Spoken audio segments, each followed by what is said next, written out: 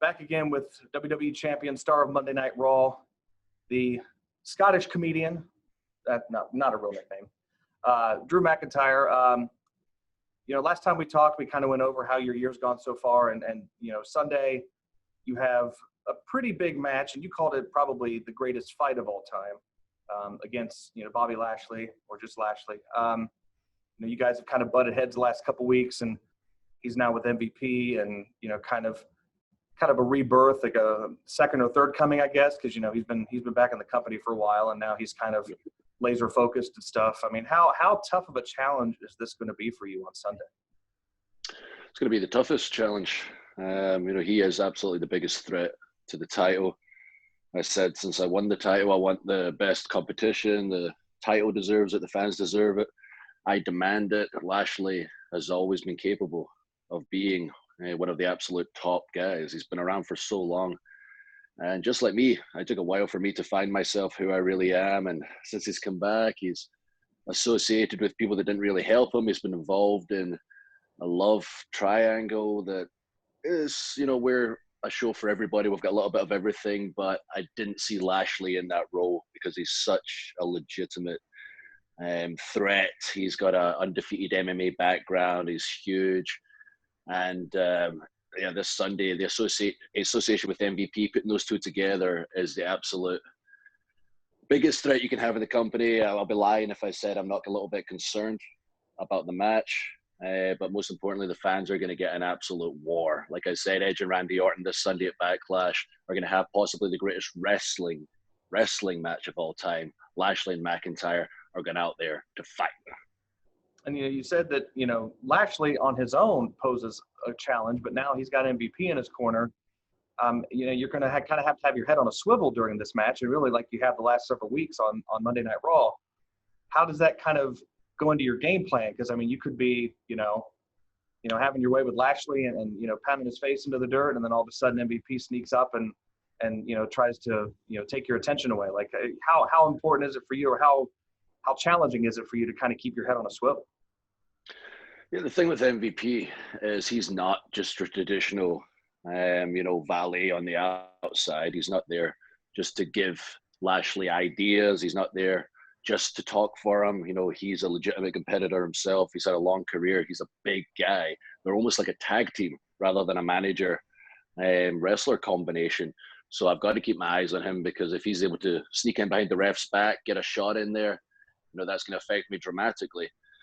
On the flip side, I think I've given MVP my Claymore finishing move at least 19 times over the past 2 weeks. So if he sticks his nose in my business, I'm definitely going to kick him in the face. And if Lashley tries to get his full Nelson on me, which is his finishing move, if anyone's been watching the show, you know what I'm talking about. If you don't, it's a maneuver I'm sure you felt as a kid, because we used to put it on each other. We sneak up behind, get the arms behind the head and squeeze, and it hurts a lot. I felt it from Lashley a couple of weeks ago.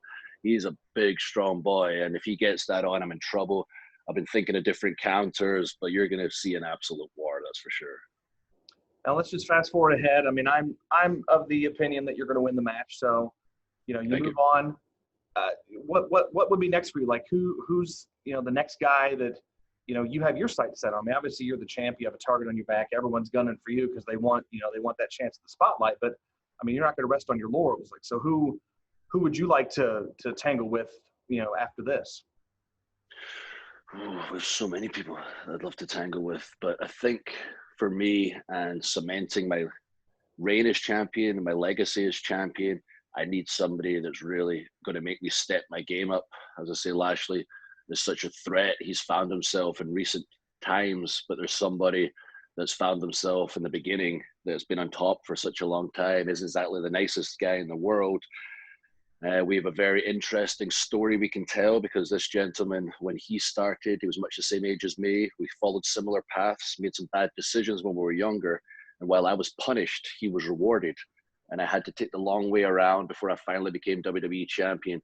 And he became WWE champion very young, was very protected. It's because he's very, very good. And that man is Randy Orton. So I've absolutely got my eyes on him. And I think we can do something very special. That would be pretty awesome.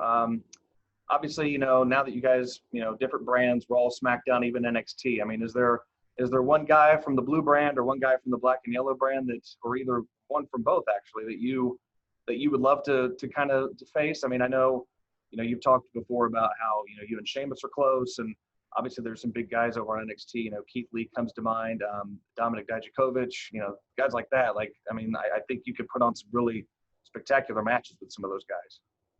Well, thank you. Yeah, there's such a wealth of talent. The company now is incredible, especially from an in-ring perspective.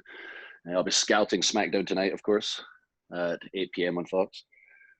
But on SmackDown, I was a little disappointed AJ Styles get traded over from Raw to SmackDown. He's somebody I'm very much looking forward to having a match with, where we've been missing each other constantly for about the past 6 years. So when that happens, it's going to be phenomenal, pun intended. Like you said, Sheamus already, we've known each other again since I was about 19 and he was about 57. He's a little bit older than me. We've got a very much a big brother, little brother relationship. He was the best man at my wedding. His career initially skyrocketed. Mine took the other direction, and I had to again take the long way around. He's looking to prove himself once again as a top contender. He's very physical. I'm very physical. It would be the most physical match of all time. NXT, like you said, Keith Lee is definitely somebody. I think that'd be an incredible house battle, if you like. And who else? Adam Cole and I have unfinished business, the NXT champion. He attacked me on his debut, ruined my moment when I won the NXT championship, stole all my spotlight. I did get a little retribution when I faced him in one match with Shawn Michaels as the referee, and the graphic for the match was pretty amusing. It was myself and Adam Cole, who, much the same as myself, has long, dark hair and a beard, and Shawn Michaels in the middle, who at the time had his hair long, the ponytail, and the beard, and it looked like the dad was refereeing his two kids having a fight.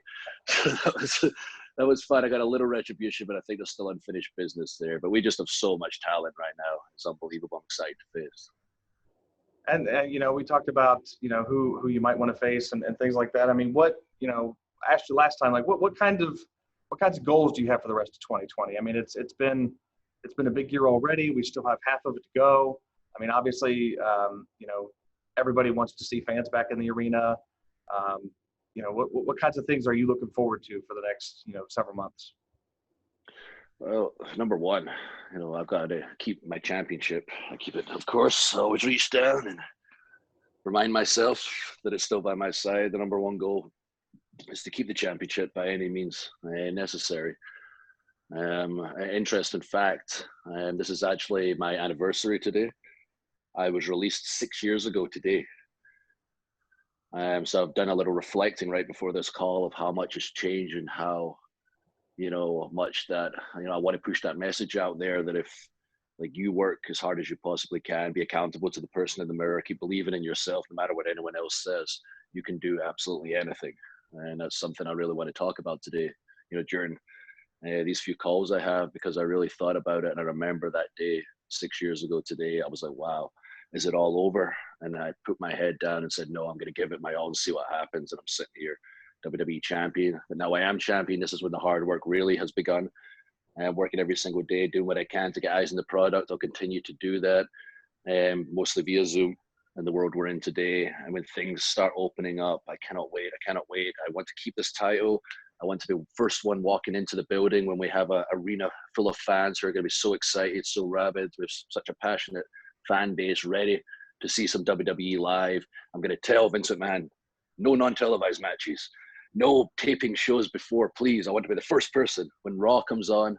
I want to be the first person that walks out. I want to raise that title and say it's been a crazy year, but we got through it, and this is our freaking wrestling moment.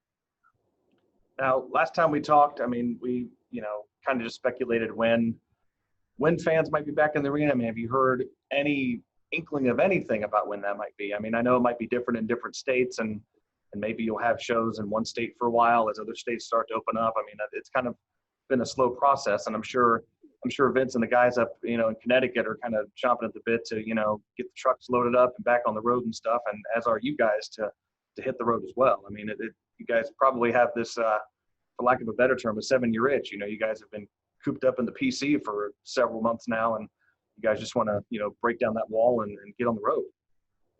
Yeah, I'm very much excited to get back out there on the road and in front of our fans all across America. I'm very proud of what we're doing right now and bringing everyone original content during this period. But yeah, I can't freaking wait. I don't know when. Obviously, the company are working hand in hand. With listen to the CDC guidelines and what's safe for everybody, and they're going to stick to that as we have done, which has been very very strict. Such a skeleton crew. But I just can't wait. Like whenever things clear up, like I'm so excited to get out there in front of the fans. Now, I did see something yesterday where the creative team kind of did a little housekeeping, and Bruce Pritchard's now leading both Raw and SmackDown, and Paul Heyman's going to focus on his on-screen character. I don't know if that kind of lends credence to you see Brock Lesnar coming back because we're almost to SummerSlam season. I imagine that he might have a word or two for you because we haven't seen him since you Claymored his face off, and I mean obviously you got to kind of watch your back for the Brock party. What kinds of Brock party versus Claymore party? There we go. I like that. Talk less Claymore. I like that too. What kinds of things? I mean, any does that behind the scenes stuff affect you at all? I mean, obviously, in your mind, you're just like you said, you put your head down and you just full steam ahead. Any of that stuff get in your mind or affect you at all, or? No, I mean, it doesn't change who I am. The WWE, the wheels keep turning, no matter what. And like you say, like Paul Heyman's not going anywhere. He's still going to be an on-screen character, which means that a couple of things can happen. Either Brock Lesnar could show back up, and I will beat him again. That was 5 minutes at WrestleMania that I beat him last time. Maybe I'll beat him in 3 minutes and 23 seconds this time, if he wants to show back up. And also, you never know with Paul Heyman. He's always scheming. He's always planning. There might be some other superstars that he's potentially, being grooming because, I'm sure he wants some revenge on Drew McIntyre, and I welcome it. There's nothing more exciting for me than having a back and forth on the microphone with Paul Heyman. Nice. All right, I can't think of anything else. How about you, Champ? Anything else you want to add? No, I just want to thank everybody again for your support for me personally and for WWE right through this entire pandemic. I see everything on social media. The team always bring me everything they think is important, including suggestions. If you have any suggestions for the show, obviously we're doing a lot of things outside the box right now. Make your voice heard. We're very much open to suggestions, especially me personally. Like half the stuff you see on TV, I've had suggested to me by like a fan, and I just try it. I see what sticks, because at the end of the day, I'm the biggest fan of all that took it too far. The 1 week where I said, "Hey, all you cool cats and kittens," down the camera, that was a suggestion from my wife. She dared me on the couch to say it, and I said, "Why not? I'm trying things right now. That's what WWE is all about. It's what I'm all about: innovation, stepping outside the box. So send me your suggestions. Drew McIntyre might just do them on Raw."